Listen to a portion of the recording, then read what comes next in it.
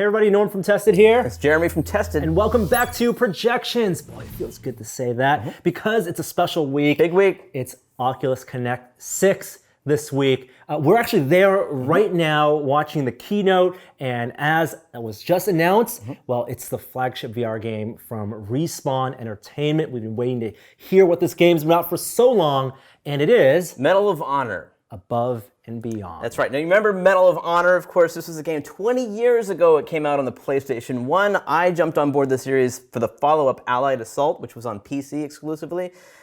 What I remember that game being is the most cinematic first-person shooter that I'd ever played. I mean, that Normandy mission where you're on the beach and you're dying multiple times and there's bombs hurling everywhere and your comrades are going everywhere. This is this terrific game that was groundbreaking at the time. And it really spawned a whole generation of World War II FPS games, from Call of Duty, which was a lot of those developers went to form Infinity Ward, to Dave Defeat, a lot of the World War II games we love from the classic PC era. And then those devs, of course, left Infinity Ward to form Respawn Entertainment, which does Titanfall, Apex Legends, and they've been working on this game for almost 3 years now. Medal of Honor returned to that franchise now that they're run by EA, and it's a full game. It's kind of cool that this game that was at the sort of very beginnings of the cinematic World War II, FPS era, is now at the beginning of the VR era, kind of doing the same thing, innovating again. And I think a lot of people are thinking, what took so long? Like this is a first-person shooter, proper AAA first-person shooter that's finally, on a VR platform.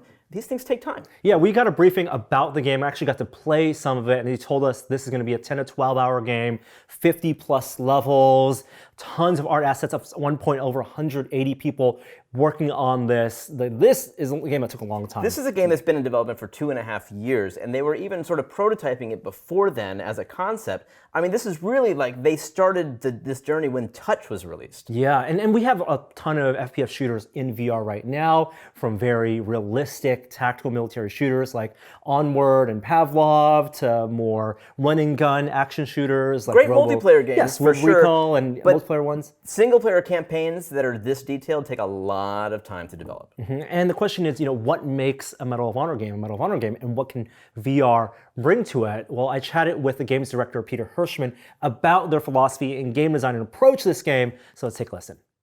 All right, so we had a chance to chat with Peter here, game director of Medal of Honor, Above and Beyond.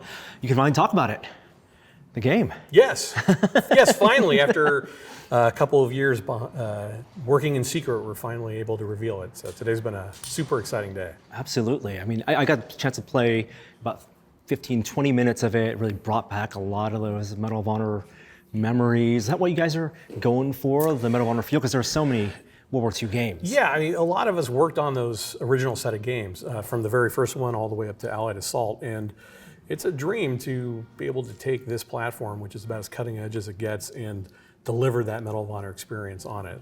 It's a real privilege, and it's super fun. You were talking about one of the core design philosophies for this game was authenticity, not necessarily realism. Yeah. How do you distinguish between those? When fun versus realism, fun always wins. And for us, authenticity means it feels real. I mean, it's a great compliment when people tell us our game is realistic, and it's not. You take a bullet one time on the battlefield, you're pretty much done.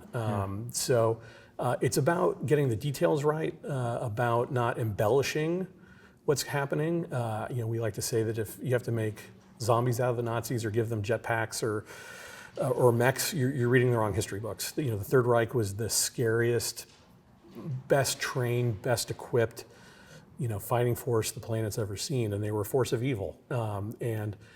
That's pretty scary in its own right. So we want to make that feel as authentic as possible. But realism often isn't fun. Authenticity is. And part of that, now that you have motion controls, is how you interact with not only the environment, but also your weapons, your knife. I'm sure there are a lot of discussions about how much you want to shortcut the gamer. Like you can press a trigger and the knife will throw, or you can throw it. Same thing with holstering. Like I can let go of the gun, it kind of flips behind my back. That's a great example. We are always trying to be pro gamer with everything. Whenever you try to do something realistic, the question is, why do you hate the gamer? Why are you making it hard? So we learned that pulling your pistol, your Colt, out of your holster, it feels great. That's a neat, you reach down, you grab it, bang, bang, bang, the Nazis. Putting it back isn't as fun, and trying to get it right. So we just, after you're done firing it, all you got to do is let go, and it flies back. And that's certainly not realistic, but it's very pro player, and it allows them to move on to the next thing. Pulling out a sniper rifle or a Thompson from the other side, and it's about giving the player those fun moments and taking away as much of the sort of the realistic tedium as possible. Well, same with like reloading, right? Reloading has become a very fun thing in VR. People who play a lot of those realistic, more simulator type games. Love cocking the pistol and moving the clips or the magazines. You have some of that in here. Yeah, we every weapon has its own character, and one of the things that it allows us to do is tell the story of those weapons and what the people actually fighting in the war experience. So a Colt 45 or a Thompson submachine gun, super powerful weapons, but with the Thompson, firing down range, you run out of bullets, you pull out the magazine, pull a new one in, pop it in, charge it, and you're back in business. But that takes a few precious seconds. The Garand, M1 Garand, which was the primary infantry rifle, bang, bang, bang, bang, it ejects that Enfield clip automatically, and all you got to do is slam the new one in. And that hopefully teaches players or enlightens them on why the M1 Garand was such a game changer, no pun intended, why it was such a key part of the Allied arsenal, because it allowed you to get back into the battle as quickly as possible. What players will also learn is the downside of that is the Germans learn to listen for that ping. So bang, bang, bang, bang, ping, and when that clip ejected, the Germans knew, oh, that's when we can pop up from cover, that's when we can rush. So our AI, the bad guy AI, listens for that ping. There are logic hooks in there, and so you're shooting down range, clip ejects, the Germans will say to each other, hear that ping, it's time to go, and they'll jump out of cover and charge you.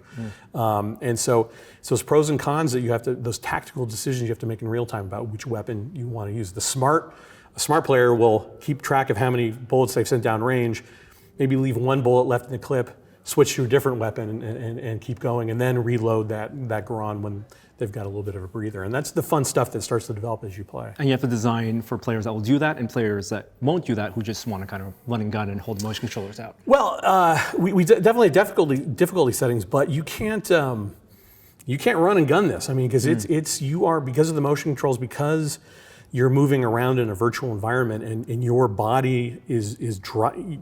How you move and how your hands move, you can't cheat it. I mean, the AI is very smart. They coordinate. They're tactically very very smart and efficient. And if you try to run and gun it, they're going to stop you. So you have to think from moment to moment and make really smart choices. And for me, one of the hallmarks of a fun game is if you do die, you don't blame the game, you blame yourself. And that's what we're trying to do. I'm going to try something differently. On more than any other game I've ever worked on in my career, the replayability is so deep here because the AI has so many logic hooks and so much depth to it that even the smallest choice you make will have a ripple effect. And the path you take, which weapon you're using, the level can play out completely different from playthrough to playthrough. I mean, you say this game's been in development for 2.5 years. There aren't many VR games with this scope, this size. And we're not even done. And you guys aren't even done yet. How much has changed in terms of the design from when you guys started to what you're going for now based on VR legs and the expectations of the audience? It's a great question. I mean, we when we first started, the games that inspired us were Super Hot VR, Lone Echo, Robo Recall. I mean, just games that were super polished that showed the potential of the platform. But when we partnered with Oculus, I went up to Menlo Park and I was expecting to be handed this binder of best practices, VR. And they said one of the most important things to us in this whole process, which is nobody knows anything. We're still figuring it out. And that was incredibly liberating for us to experiment and try things and things that had sort of been, from conventional wisdom standpoint, have been said, oh, that doesn't work. Actually, give it another try or come at it from a different way and see if it can work. And so, a lot has evolved from, I think when we first started, teleportation or a complete lack of movement was sort of accepted as, well, that's a limitation of VR. 2 years later, 2.5 years later, oh no, it's the opposite. Being able to move around these worlds is a key feature of VR. And especially, you spend so much time when you're making a conventional game mapping human movement to a controller, and if you hold down R1 and press X, you'll duck or you'll lean and stuff like that.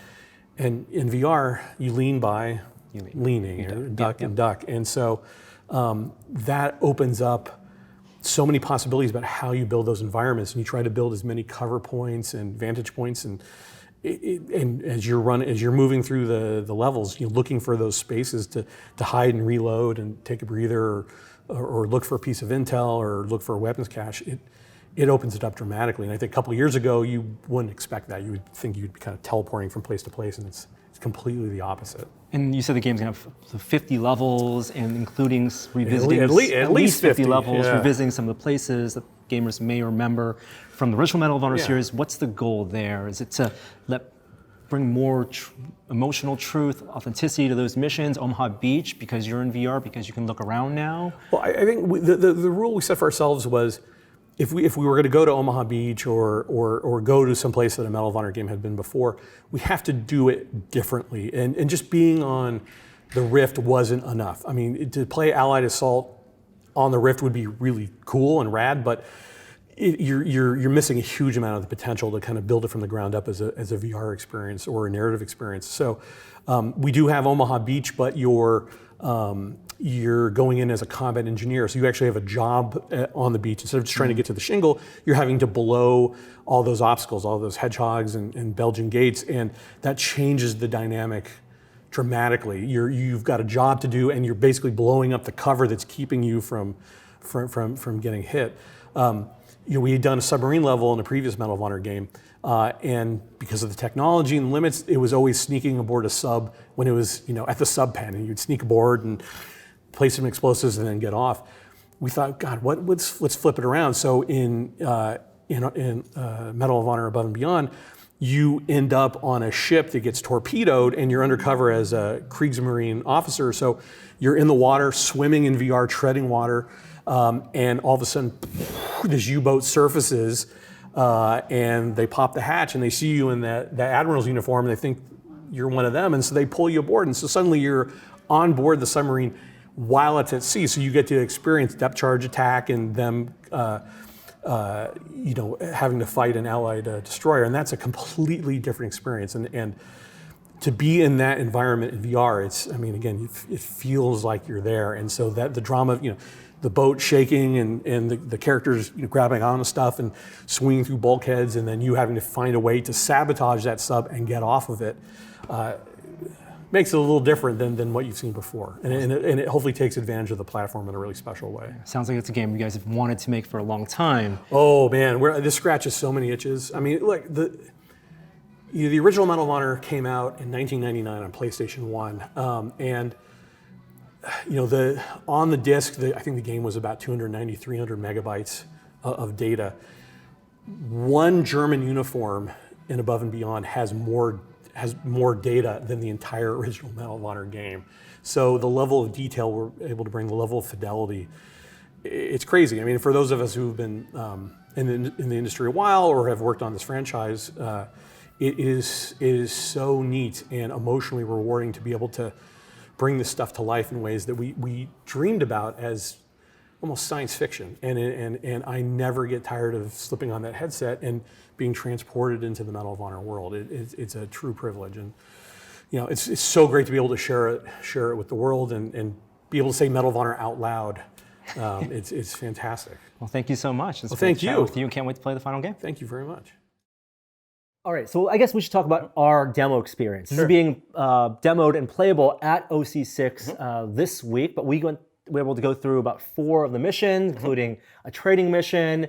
But it's VR, so you get it's motion controls. You have the touch controllers. You're holding your rifles, holding your pistols, holstering them, putting them behind your back, and going through a very kind of familiar story. It's World War II. It's interesting to talk to Peter about what VR brings to the table. You know, he talks about it as an immersing platform, but he says that the thing that gets all the attention is the headset, but really what's most interesting to him as a game designer is the motion controls and what that brings to the table. This is the first time in the history of video games that we've had one-to-one motion controls. Like even the Wii did not deliver that. Kinect didn't deliver that. So he's excited about that, and they've employed that all over the place in this game. But you and I know that. We've played shooters in VR, and we know the power of having touch controllers and track controllers and throwing grenades and pistol shooting. We've played a bunch of FPSs, so what makes this unique, right? Well, we haven't had a big budget World War II game, that's true.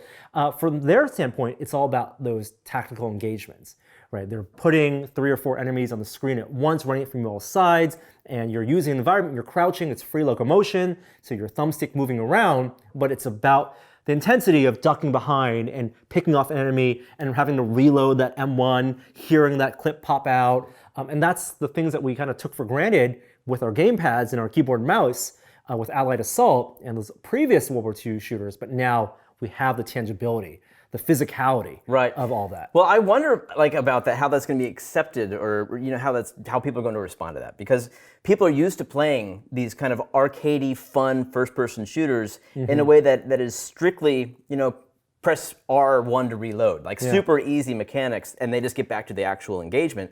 Now they're being asked to do a kind of Pavlov, kind of onward style engagement with their weapon.